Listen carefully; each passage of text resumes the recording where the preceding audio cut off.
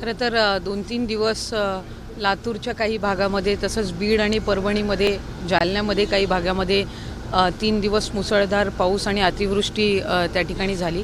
काल कार्यक्रमाच्या आधीसुद्धा राज्याचे मुख्यमंत्री एकनाथजी शिंदे साहेबांनी आणि फडणवीस साहेबांनी तिथला आढावा घेतला। त्याच्यानंतर ते काही शेतकऱ्यांसोबत सुद्धा त्यांनी संवाद साधला। जिथं नुकसान झालं होतं तिथं पाहणीसुद्धा त्यांनी त्यानिमित्ताने केली।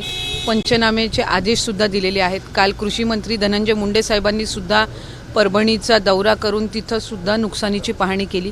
त्याच्यामुळे पंचनामे हे त्वरित करण्याचे आदेश प्रशासनाला दिले गेलेले आहेत, स्थानिक प्रशासनाला, आणि त्यानुसार जी नुकसान भरपाई आहे त्या संदर्भामध्ये शासन लवकरच निर्णय घेईल।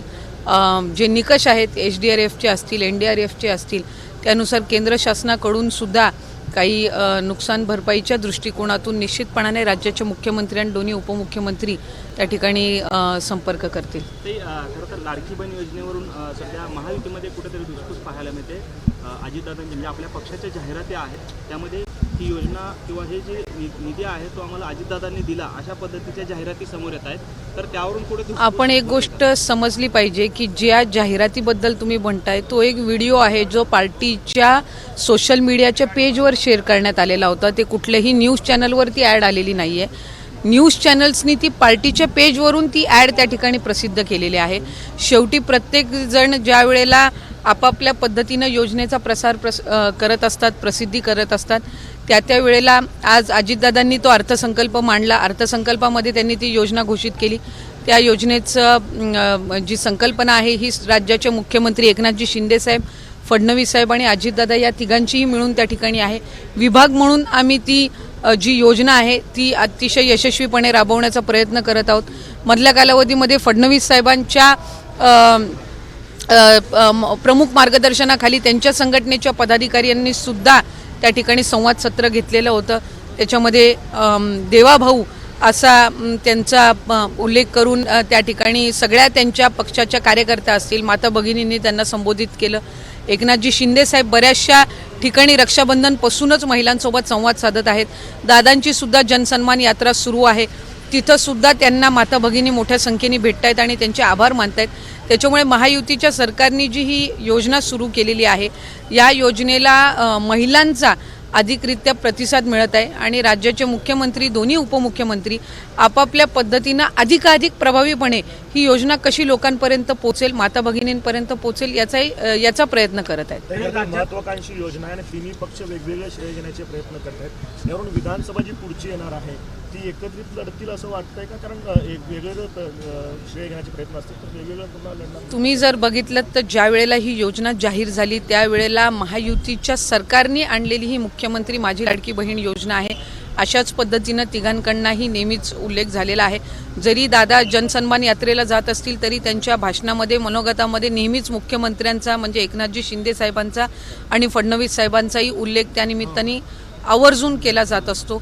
ज्या वेळेला फडणवीस साहेब कुठं भाषण करतात त्यावेळेला तेही मुख्यमंत्री आणि दादांचा त्यानिमित्ताने उल्लेख करतात। ज्या वेळेला मुख्यमंत्री महोदय कुठेही संवाद साधतात त्यावेळेला ते त्या ठिकाणी फडणवीस साहेबांचा, अजितदादांचा आणि विभाग म्हणून माझाही त्यानिमित्ताने एक लाडकी बहीण म्हणून उल्लेख करत असतात। त्याच्यामुळे महायुतीमध्ये सगळा अलबेल आहे। योजना प्रभावीपणे राबवणं याला आम्ही अधिक प्राधान्य देत आहोत। कुठे ना कुठेतरी जे योजनेला यश मिळतंय त्याचं विरोधकांमध्ये त्यांना कुठंतरी त्रास व्हायला लागलेला आहे, म्हणून अशा पद्धतीचा फेक नरेटिव्ह पसरवण्याचा ते प्रयत्न करत आहेत। महाराष्ट्राचं जर सरकार आलं तर छत्रपती शिवाजी महाराज यांचा इतिहास खूप बदलला जाईल असं जयंत पाटील म्हणतात। नाही, लोकसभेच्या वेळेला सुद्धा अशा पद्धतीचे नरेटिव्ह सेट करण्याचा प्रयत्न झालेला आहे की संविधान बदललं जाईल किंवा मुस्लिम समाजाला काहीतरी अडीअडचणी येतील।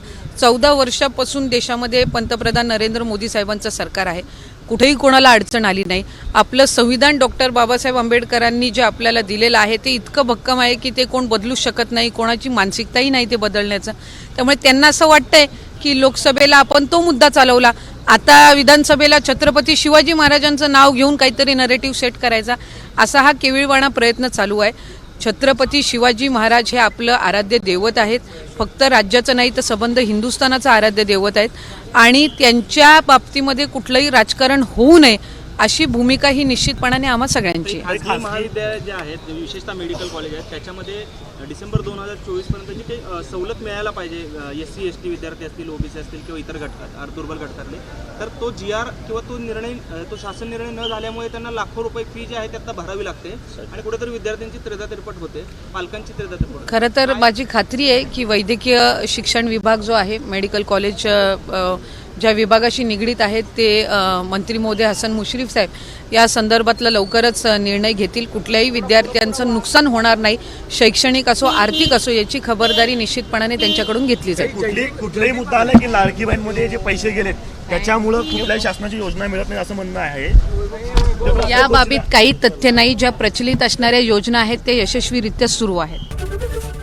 ABP माझा, उघडा डोळे बघा नीट.